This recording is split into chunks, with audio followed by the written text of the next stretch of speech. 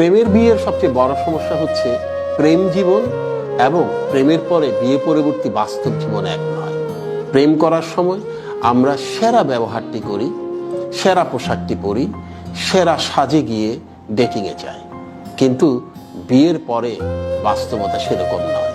তখন আমরা সেরা পোশাকটিও সবসময় পরতে পারি না, সেরা ব্যবহারটিও সবসময় করতে পারি না, সেরা সাজটিও সবসময় নিতে পারি না। সংসারের বাস্তবতা তখন দরজায় কড়া নাড়ে। তখন আমাদের মনে হয় যে প্রেম করার সময় মানুষটি এত ভালো ছিল, এখন কেন সে এত খারাপ।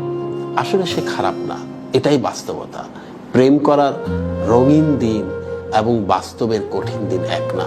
ব্যাপারটি আমরা যত দ্রুত বুঝতে পারবো, আমাদের সংসার তত বেশি শান্তির হবে। আসুন মায়া ছড়াই।